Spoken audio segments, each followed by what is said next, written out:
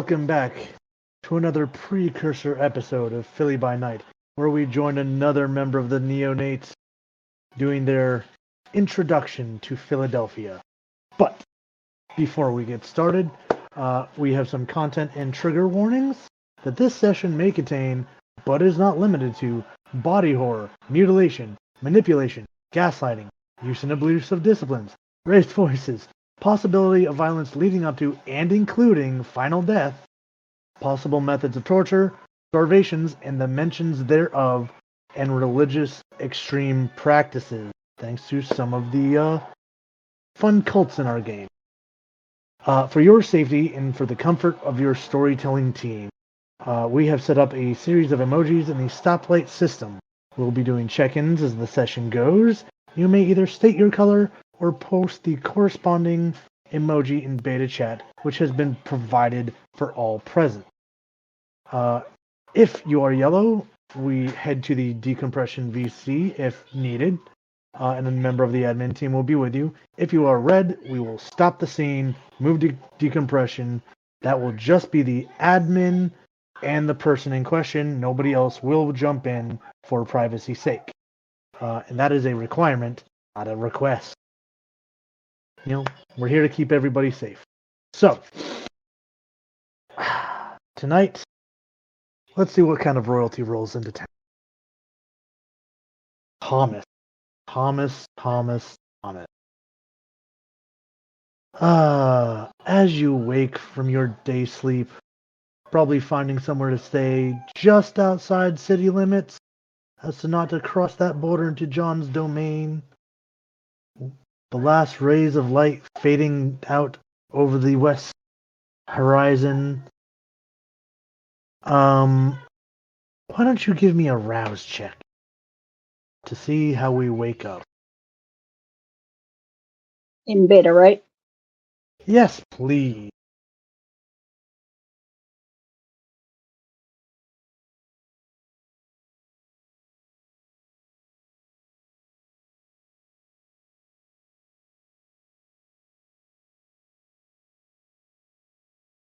Oh, good. So, the beast rocking at the cage, but your convictions and beliefs in Mithras holding you tight in control so far.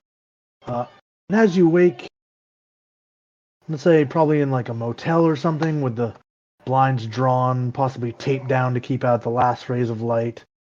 Before Thomas leaves, does he blush?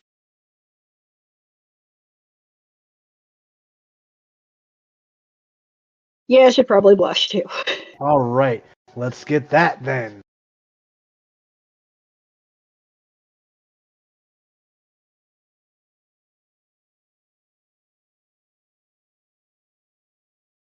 Ooh, that's gonna be a hunger 4. Hungry. Yeah.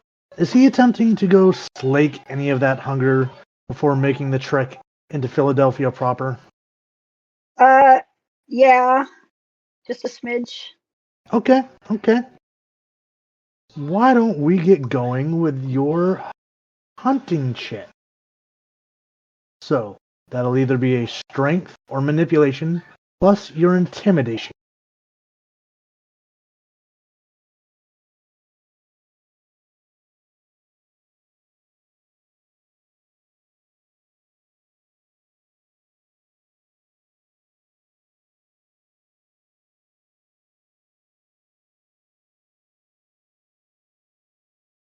Math.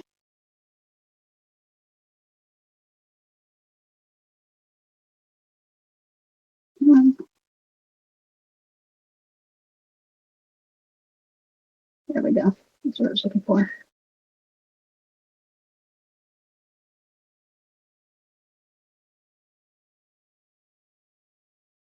Is that what you're rolling with?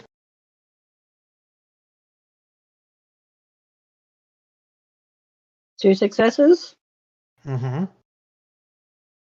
We've talked about this in our pre-session. What's the baseline for hunting? I forgot. 4. Thanks to all of your actions during Season 1. 4 Okay. successes is baseline to find prey. Right. So I'll have to re-roll Mm-hmm. for a willpower. There's my handy dandy. You could always go hungry. I could, but I don't. Let me. Yeah, we're gonna go ahead and re-roll. I get a choice of 2, right? Yep. You have 2 dice you can reroll. It's up to 3, but you can't reroll hunger dice. So that pair of 5s. Okay. That work? No.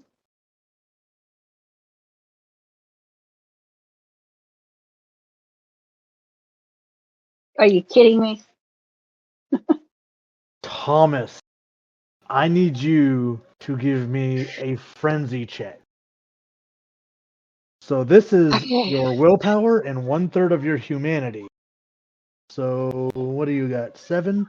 So that is your willpower plus 2. Remaining willpower, I believe, if I'm doing it right. Okay. So you should have Wait, a total of 6 dice. 6. And that's Unspent without. willpower plus 1/3 of your humanity. So it should be 6 total.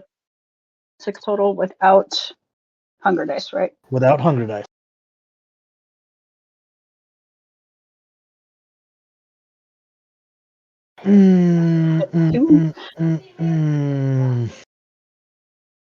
Oh, Thomas. Thomas. Oh, what a sinner against Mithras you are.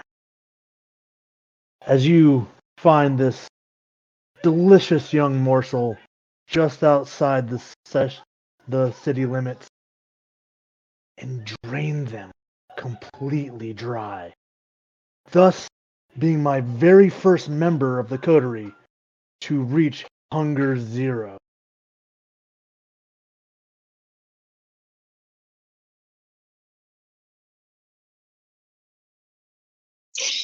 Hate the dice spot.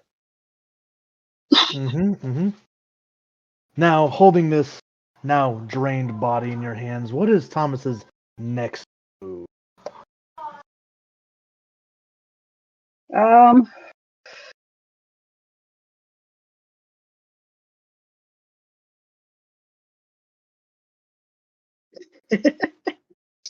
Thomas is going to be kind of pissed off at himself and disappointed. He's going to probably kick the body a few times before trying to find some place to dispose of it.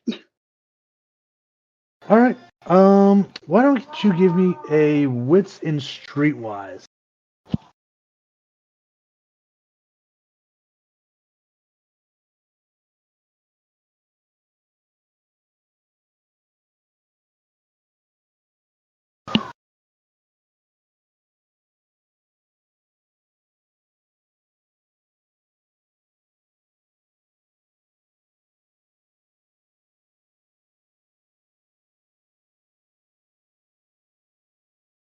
You know, it's not pretty, and if you want to roll with the 2, we can do the 2. Or you can spend another willpower. No, I guess we're gonna stick with that. All right. It's not pretty. You kind of reach this moment of panic where you're like, this'll do, and shove it into a dumpster. Throw some more trash back on top and be like, this should suffice. It's not And like he hunts at the nice side of town anyways. Yeah, no, extortionists don't, you're not in the suburbs with fancy cars and nice houses. So, maybe stuff like this happens all the time. Maybe it doesn't. But returning to his Impala, getting ready to head into the city, does he stop anywhere?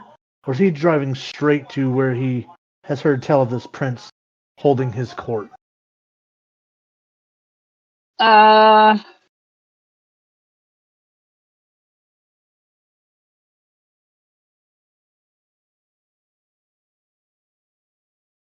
That's a good question.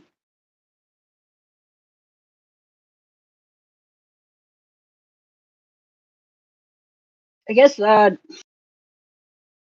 he's gonna take it easy and just kind of scope around,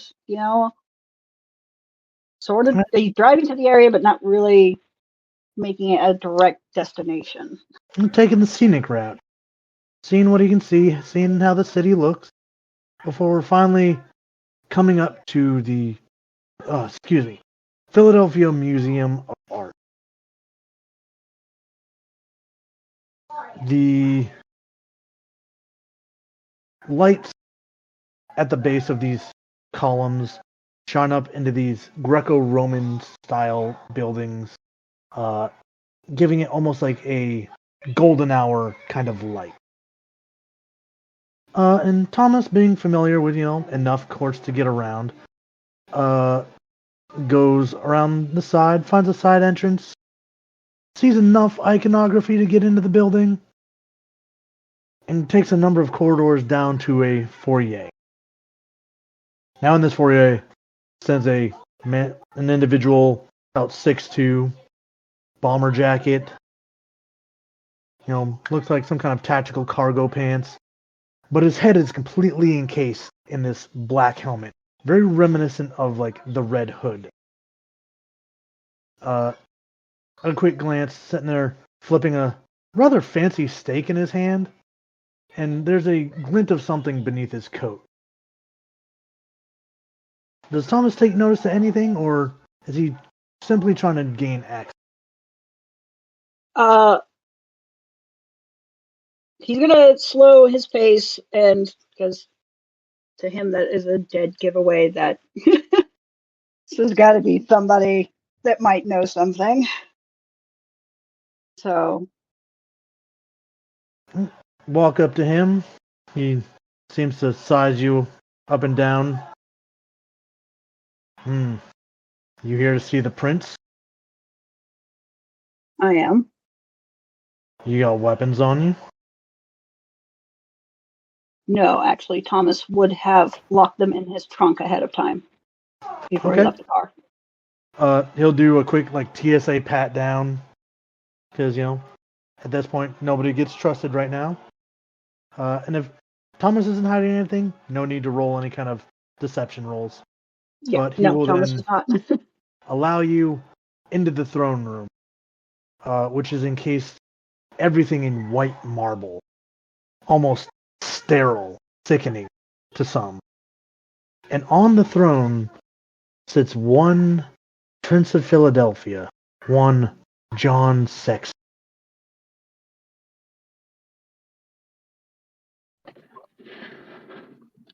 The first thing you would notice upon entering this room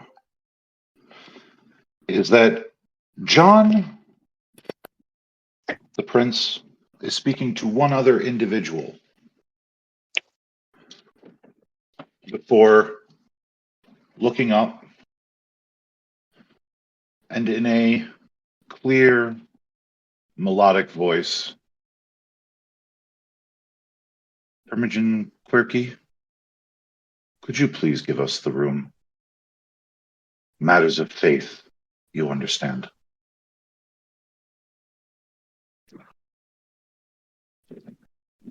Imogen will look to his prince and he will nod. Doesn't really say anything, just nods in acknowledgement, sees the newcomer, eyes them, and then will immediately depart into one of the side chamber doors.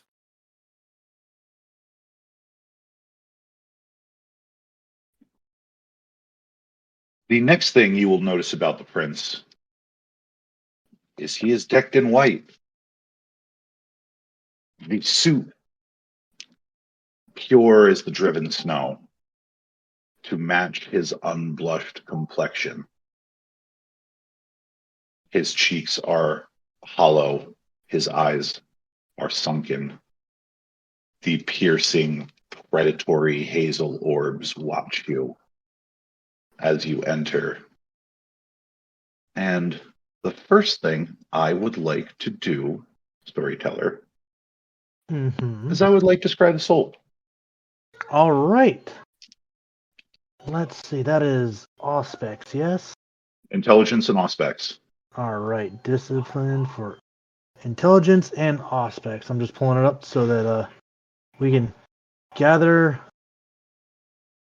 Let's see. Scry the soul. All right. So, Kit, Thomas is welcome to make a composure and subterfuge roll against this.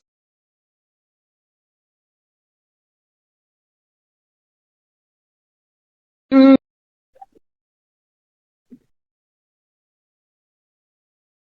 No, actually, he'll let it happen. All right. Well, One, go ahead two, and make that three. intelligence and aspects to see just how much you can garner. Excellent. We got 1, 2, 3, 4, 5, 6, 7, 8, 9. That is 9 with a crit. Okay. Well.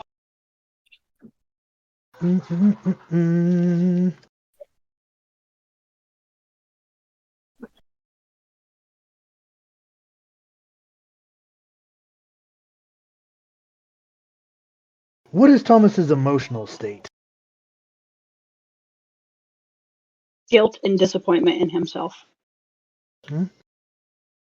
Doesn't seem to have any particular resonance. You are a vampire. Is he under the influence of any blood magic or blood bond? No, he is not. Okay. Or I don't think so, unless it's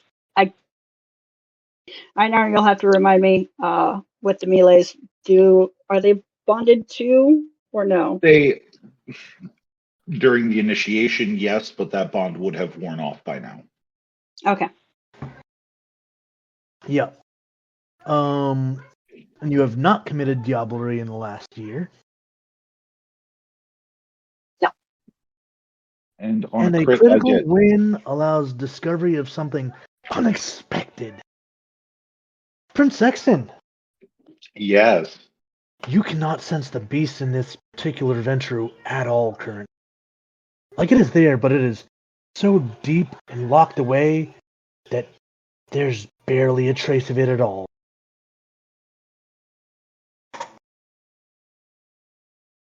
The corner of the prince's mouth tugs up sharply, almost a sneer.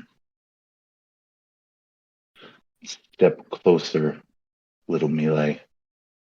I would like to get a better look at you. Thomas is going to step closer.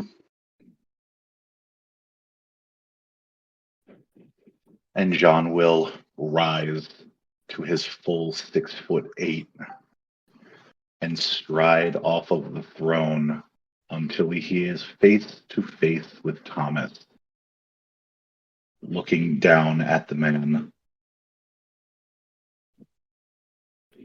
What master do you serve, little melee? I serve Mithras.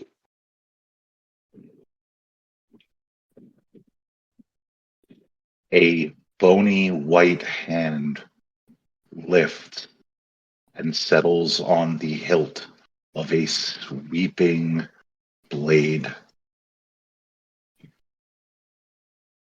And yet, in this holiest of times, your beast is full and fat and happy.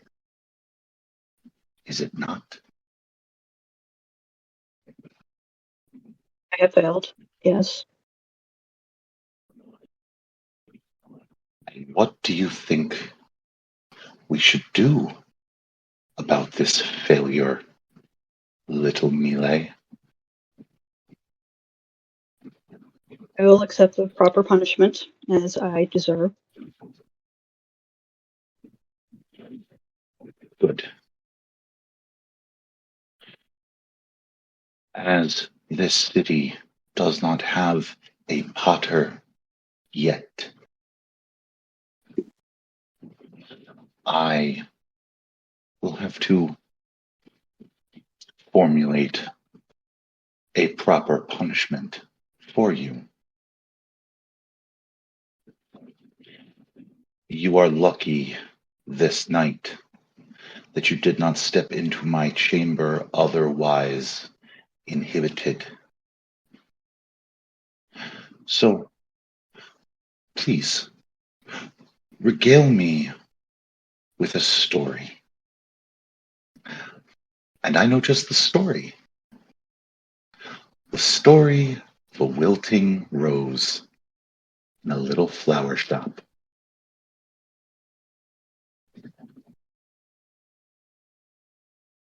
Her. Is she been handled, Your Grace?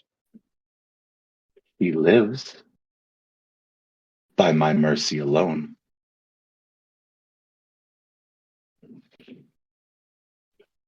You were indeed merciful, given her mouth, sir.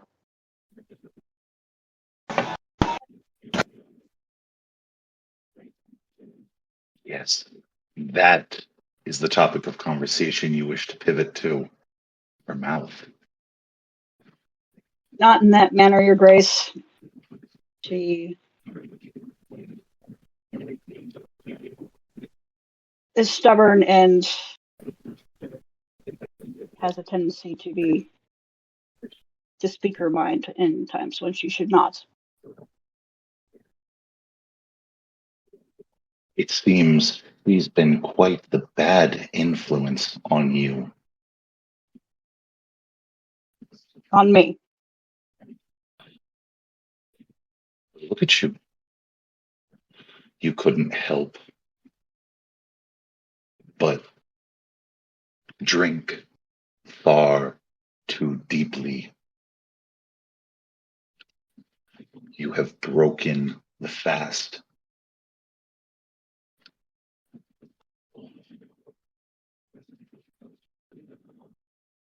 If I were you, I would not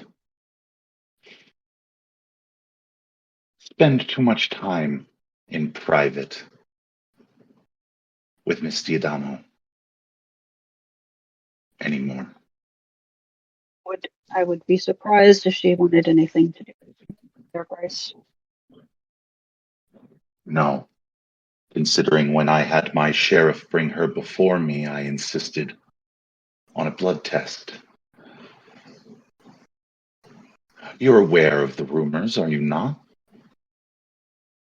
That she and I are married. That you entered into a blood marriage with the young Rose. Thomas is going to look extremely offended at that. That is something I would never, ever do, Your Grace. Good.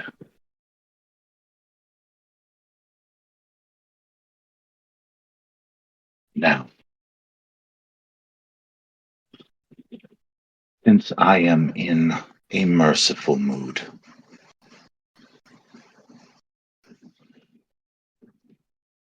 and since I have no reason to send you packing back to Prince Jackson,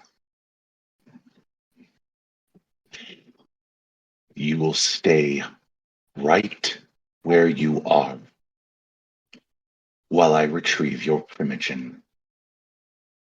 Am I understood? Yes, Your Grace.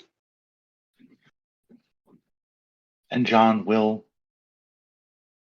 calmly walk over to the side chamber, rap twice on the door, and walk back over to his throne before taking a seat.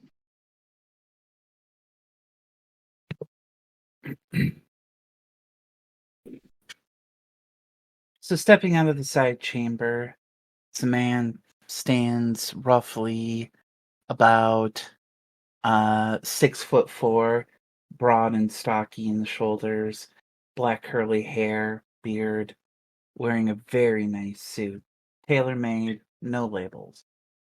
As he steps in, he's kind of walks into the chamber, sees a prince at the throne, sees Thomas. Looking to the prince, he'll give him the acknowledgement and deference that he deserves. And then he will walk over towards Thomas as he gives him a 1 silver. Mr. As he kind of... Let's see, Mr. Pierce, if I remember correctly. I've heard about you. He kind of gives you 1 silver. I hail from Chicago, correct? Yes, Primogen. And how is your... Tell me. Have you spoken to Theodore lately, Mr. Goodrich? Not in over a month, I believe. He's a member of the family. Descendant of Yes. Hardestadt. Yes, sir. Your prince, do you find this traveler acceptable in your domain? For the time being, I will grant him hospitality, but I will not grant him domain.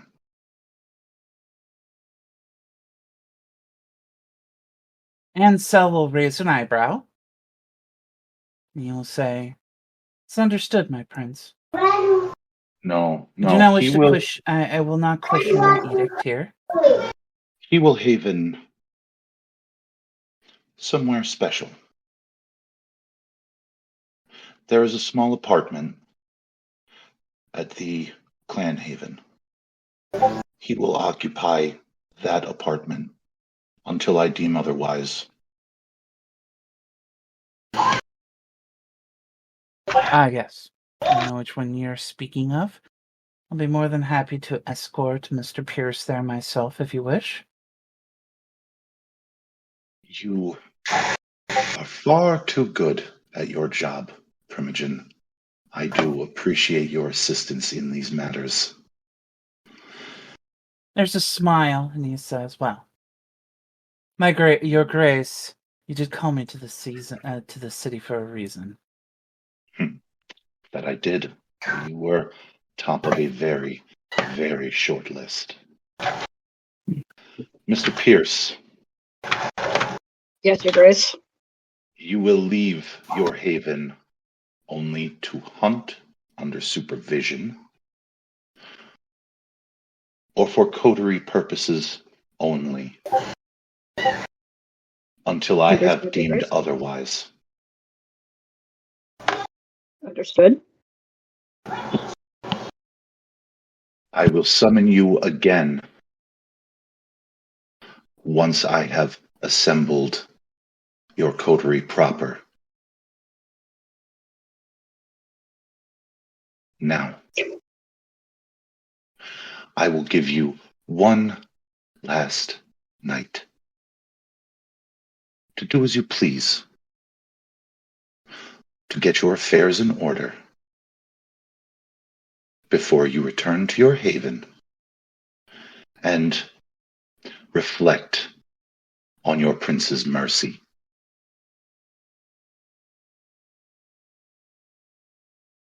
Of course, Your May you- Your Grace. May you walk in the light, little Mile. You as well, my Grace. Your Grace. And John will kind of flick his hand as if to say, "Get out of my sight." Ansel will bow very deeply to his prince. And Thomas as well. Once he John will writes himself up. John will offer a nod of deference to Ansel and a very curt nod to Thomas. Ansel will turn to you, Thomas, and he'll beckon you with with a little bit of just a finger wave, and he's just like, "Come along, Mr. Pierce." Going to follow.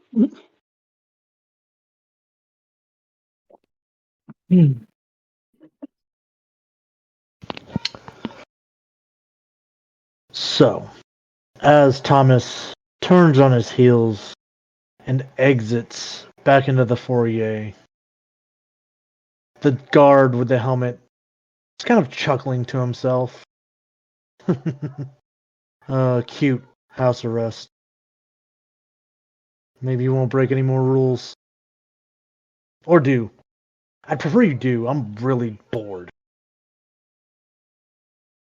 You look bored. Well, at least I'm not the one out here violating sins and committing... Remember your decorum, Spartan.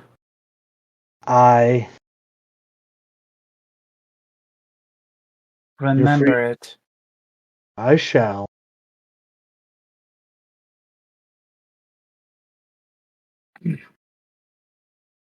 As both Praetor and Primogen of Ventrue in this city, I'll make sure that all Ventrue in this city are honorable and good in the eyes of their prince. Of course. Now, the prince has excused you from Alicia. To your affairs. You Come have a along, good Mr. night. Pierce. And going out, leaving the hidden chambers of the museum, out back into the parking lot. Can you give me a wits and awareness?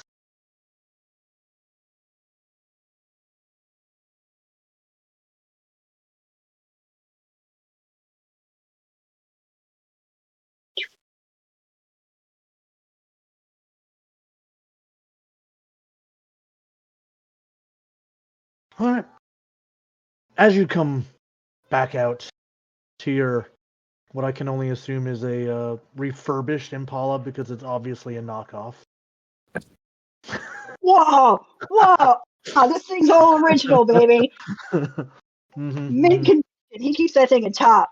First you steal my face claim, then you steal my car. It's fine. One of the wheels, the tires on your Impala, it's flat, slashed along the sidewall. Laying on the ground, as you continue to look around, you find a flower, seemingly possibly dropped out of someone's pocket. It doesn't seem like it was placed initially, but it is a black dahlia. Rather expensive and hard to come by. Not something you'd get from the flowers at the grocery store, say like Walmart, Sam's Club, nothing like that. They're not gonna.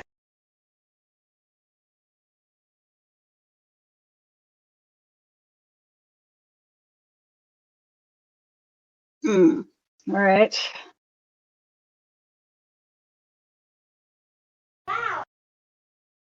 Where exactly pick are up they the flower. parked? Is this like a parking garage or a side street or something like that? I've been really hard pressed to find pictures of the parking lot, so for the sake, it's like a big parking lot where you get to pay for it. Mm-hmm.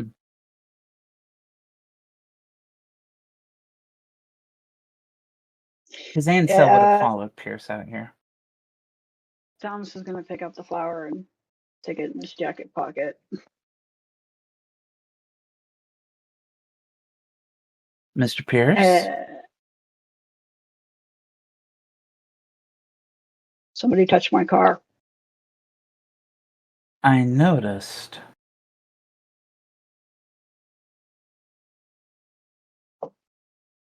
And whoever touched my car is going to get it.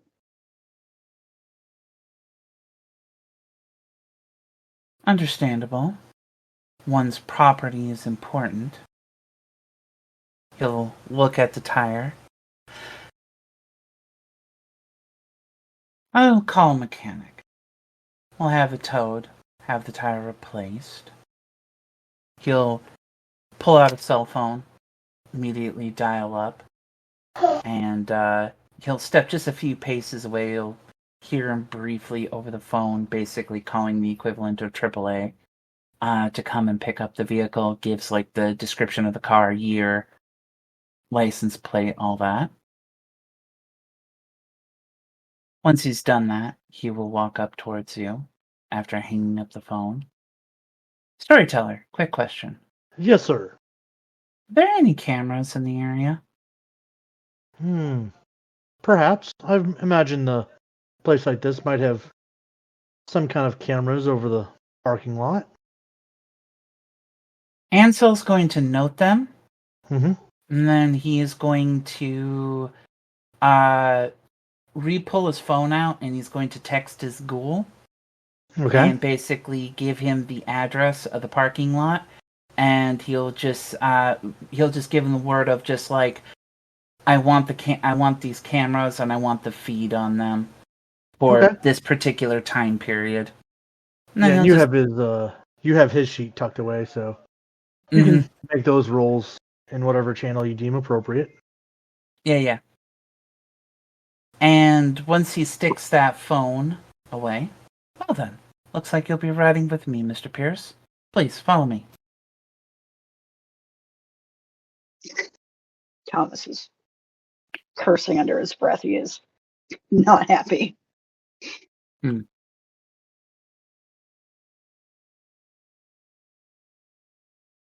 As he will take him over to a very, very nice vehicle of his own.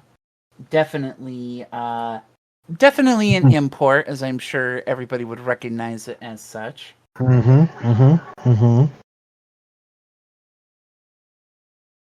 Once he has gotten to the vehicle, he will go over and, unlock it, open up the door for Thomas, let Thomas get into the passenger seat.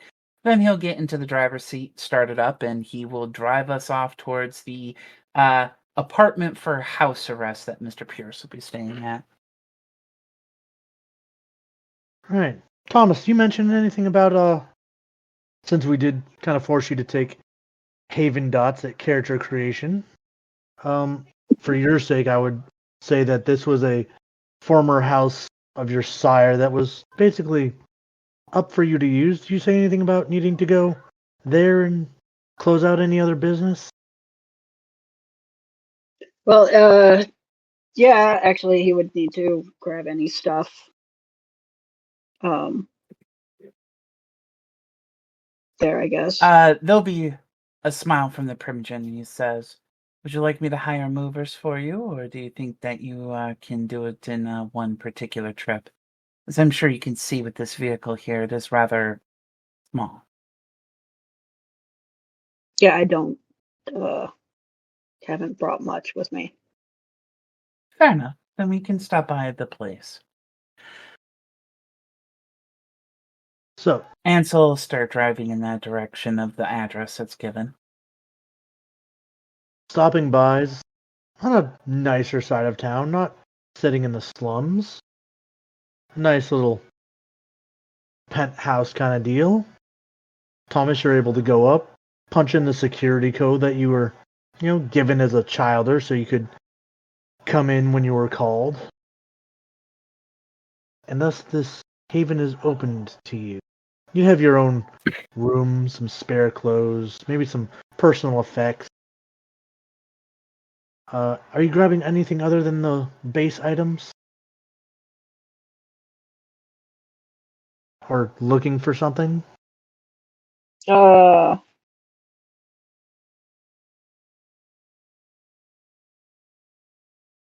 Okay. Is this the first time he's been in this haven for a while? So, for the sake of it, you traveled from Chicago to Philly. This is a place that your sire maintained in Philly. Because, we're Ventrue. We like to travel. We have apartments in lots of big cities. He's going to just kind of look around a little bit, see if he's noticed anything from last time. Anything left? Things look like they haven't been touched in a long time. Probably as long as your sire's been missing. Despite the accusations that you ate him. At least Prince Sexton knows you didn't. Yeah. All right. Yeah, he's just if he doesn't find anything interesting, he's gonna grab a few things and then head out. The rest of his stuff is in the trunk in the car, so. Yeah. Grabbing a couple days worth of stuff into a backpack that's laying around, slinging it over your shoulder, and returning down to that very nice looking Ferrari that the Primogen has afforded to drive you in.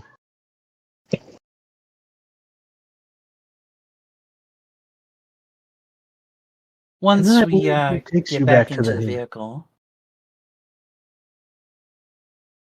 and once we get back into the vehicle and we drive off, and while we're driving, Primogen's going to make a little small talk. However long this house arrest lasts for the prince, I hope it doesn't. We will do our best to make sure it does not last too long. I like to make sure that the Ventrue of this city are doing everything that they can to contribute to the clan. And having you limited to one particular location and unable to move about unless it is on official coterie duties is something that is, well, needless to say, well, a waste of good talent. I have a few contacts in Chicago that have kind of informed me of you, Mr. Pierce. Been very eager to see your arrival in the city. So tell me about yourself, though. I'd like to hear it from the horse's mouth, so to speak. Sure, the stories were colorful. I can assure you, whatever stories you're hearing out of there are likely not true. He smiles. Did you run yourself a front of a harpy, and they decided to cook up some salacious tales of you? You know what they say about scorned women. Ah. Yeah, so my childer served as a harpy at one point in time. Corbin, he's the current chancellor out in Omaha. But underneath the circumstances here, well, I don't take stock in rumor. 9 times out of 10, most rumors are overblown, overhyped, and they are unnecessarily salacious, especially if Toreador are involved. But in these circumstances here, most of the things I have heard have been from the Ventrue themselves. Tell me, what was your experience amongst your clan in Chicago? About typical. I can't say well, despite me not being typical for them, I did my job for the prince and I did it well. Let's say that underneath most circumstances here, most people would kind of consider you to be atypical for a Mithraean, because you are a descendant of Mithras, yes? Yes. Yes, a descendant of Mithras, but you seem to fit in with Lodin's bunch actually far more than you do actually with your typical Mithraean. I find that to be very interesting. How so? It's all well, in the circumstances be it that when it comes to the Mithraeans, you find most Mithraeans to be like, say for instance, like our Prince Sexton. Or perhaps maybe, if you've heard of them, Lady Bridgerton, Catherine. Both of them descendants of Mithras. They have a very strong, let's say, old line of royalty about them. Nobility. Noblesse oblige. However, in the case of when it comes to the descendants of Loden, well, some would say that their lineage is a bit more like city royalty. Prince Jackson is known as the almost de facto head of every major criminal organization in the entirety of the city of Chicago. The majority of his fellow broodmates that descend directly from Loden are notorious gangsters like Al Capone and so many others. And those that came before all of them were some of the most prolific businessmen and robber barons of their day and age. There's a particular breed to Loden. And I've just been told, at least from the rumors that I've heard, that you fit more in with them than you do with the typical Mithraians.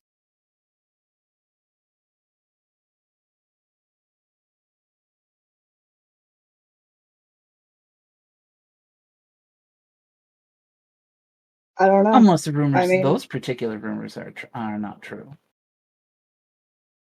yeah, I guess in some ways I don't fit in.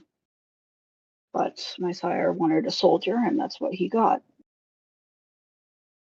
Soldier. Interesting. So many of us, ever since my namesake's untimely demise in Prague, have desired to pick up the sword and scepter, rather than just the scepter. I consider this to be an unfortunate turn of events, although there would be some, like say our Spartan, who have never picked up just the scepter. They've always picked up the sword. If anything, they like to pick it up first, before anything else. I respect our soldiers. They're very much necessary. Heck, wouldn't even consider me to be a soldier in one way or another. Question is, have you come here to this city to serve as a soldier, or are you chasing some other kind of ambition? I'm looking for my sire. Oh. Interesting. Is your sire gone missing? Apparently. And was their last location here in Philadelphia? That was a minor clue that I managed to dig up. I see. Well then, we definitely then need to get you off house arrest as soon as possible so that you can dig into this. Families should never be left missing. Yeah, family is rather important. Agreed. So, what do you think of our prince?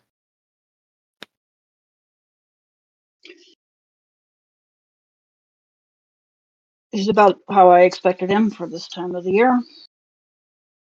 Ah, yes. I've been made aware of the fact that this particular time of year is rather important high holiday of sorts. A chance for you all to master the beast and engage with it, bring it into submission, and understand the hunger by which that afflicts us all. It is, I find spiritual pursuits to be rather fascinating. I've learned so much since coming into this city and speaking with the Mithraians that have been here. Have you always been a practitioner of your lineage's fate, or were you inducted when you were embraced, or was this something that you came to later in your unlife? About the time I met my sire. Interesting.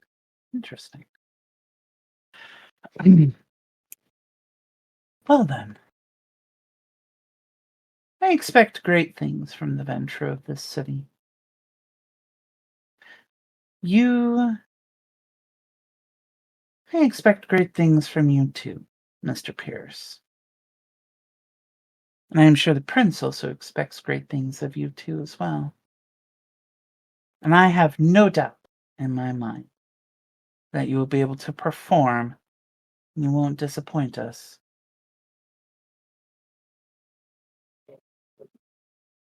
Well, starting off strong, aren't I? Everybody is entitled to a mistake.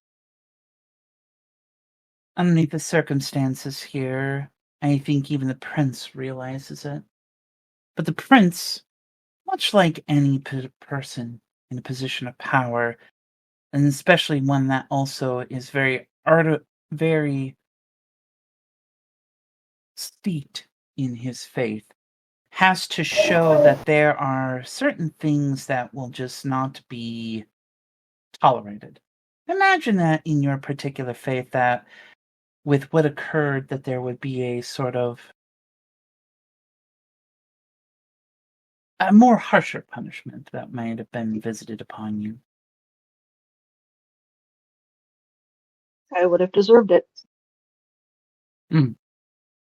Interesting. Well.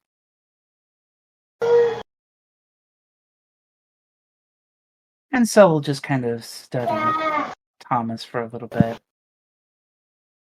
Hopefully by this point in time we've gotten ourselves towards the actual New Haven that Mr. Pierce will be set up in.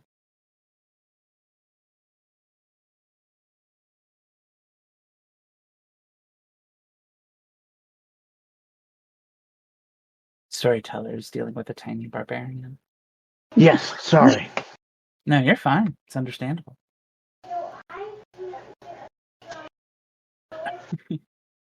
But yes, are we nearing the apartment by Yes. which that poor Mr. So- Pierce will be remanded to? This apartment sits nestled up in the higher echelons of the PSFS building, a tower that pretty much dwarfs all else in the vicinity. In fact, if I'm not mistaken, there's a picture of it in your intro. So, entering in, going about the proper channels that I'm sure the Primogen would be fully aware of. He's been here for a minute. This is his turf. It belongs to the prince, but he's in charge of maintaining. Yes, of course. Would lead him up to a loft. Nothing too fancy, but a member of the family is still family. We spare no Well- expense when it comes to family. Yes, even the ones that find themselves in trouble. And leading young Thomas into a nice single-bedroom apartment. It's nothing special, but definitely higher-end stuff.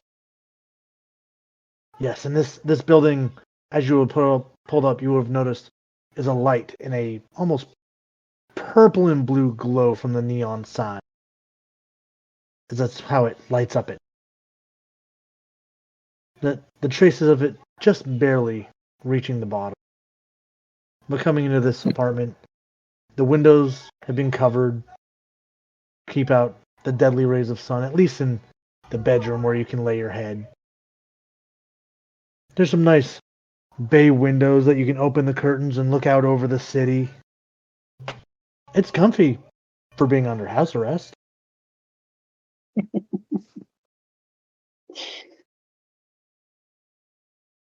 Slept at I hope worst. you enjoy your amenities here, Mr. Pierce. Yeah, it'll be fine. He nods. It's understandable.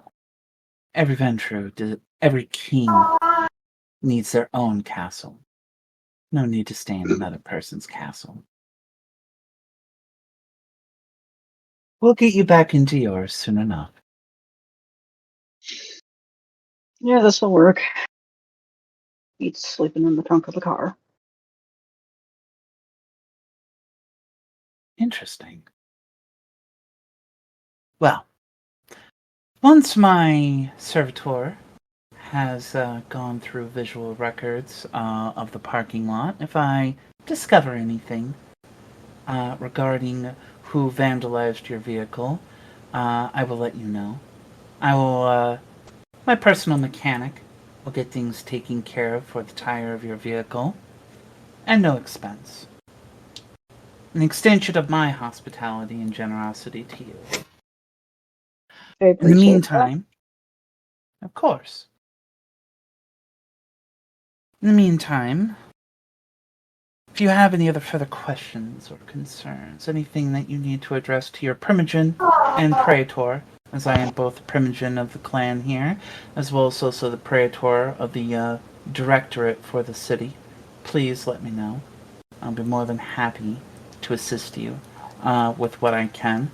I am here to make sure that the prince's Ventrue shine like the diamonds that they're supposed to be.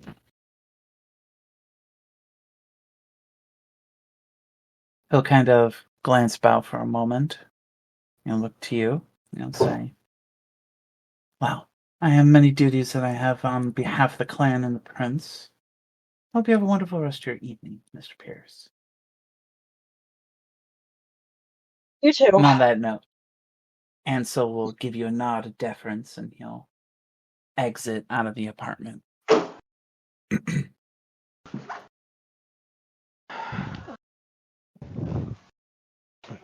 So, as the Primogen and Praetor leaves the apartment, Thomas is left alone with his thoughts. Now, do these thoughts dwell on your sire, on the sin you committed tonight, perhaps even the mystery flower that was dropped by your car?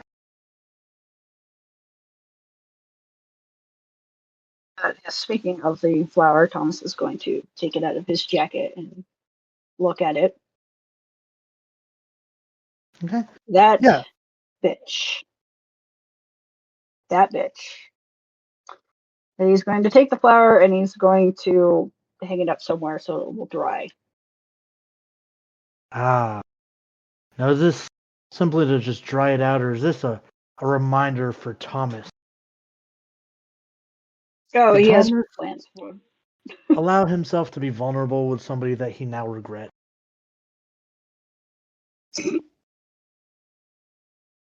And by that bitch, I can only assume that he means the Toreador that he had at least casual relations with.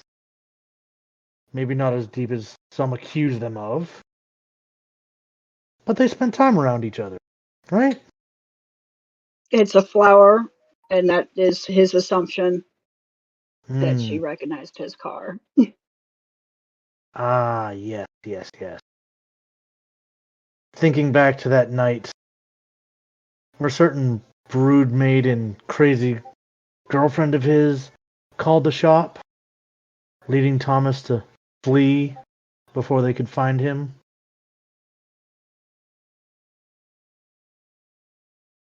So, perhaps that young Toreador Catherine was out in the city and found Thomas's car, took it upon herself to slash his tire and perhaps leave a calling card.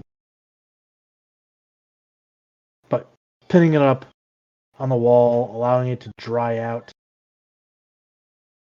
hanging it upside down, seems almost symbolic. Something would clutch at Thomas in the chest as this black and purple flower hangs there. Almost like a visual representation of this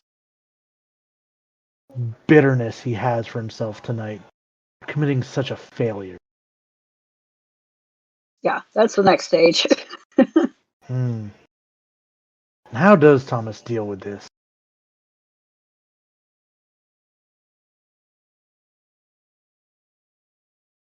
Thomas is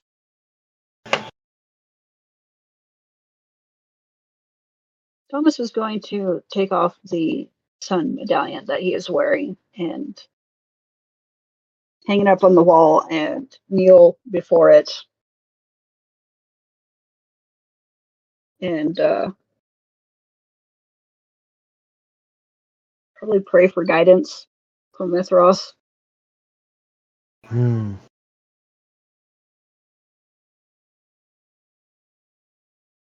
Your prayers go out into the air throughout the apartment.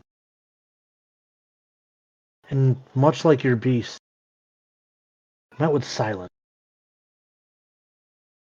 Mithras rarely answers. Some may claim they hear him through the blood. But not this night. The blood is quiet. The blood is calm. Despite the anxiety that Thomas may feel. Things are so calm that it's almost unsettling. As he's had such a rough entry. First, his hunting accident, and then standing before a fellow Mithraean in the court, and hearing everything that was given to him. And now being put on house arrest like some kind of fledgling. But at least you have resources. This is a Ventrue building. You are safe. And you still have your head.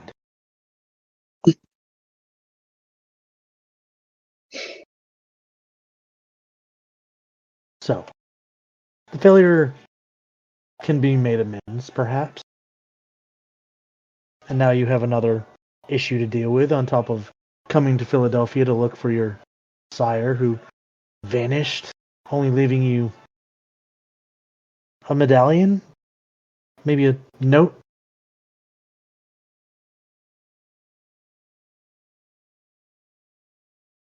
So, is there anything else that young Thomas aims to accomplish? Not likely. He is going to sit with his guilt and his bitter disappointment with himself and the anger of his baby being touched. So he sits in his guilt for the rest of the evening. Perhaps sitting on the edge of the bed, elbows on the knees, staring at the floor, staring at the wall. Just trying to come up with how to make this right. And perhaps young Thomas will have his chance. But not this night. This night turns into dawn, turns into day. And then the next night, young Thomas will wake to a phone call. But that is a story for another day.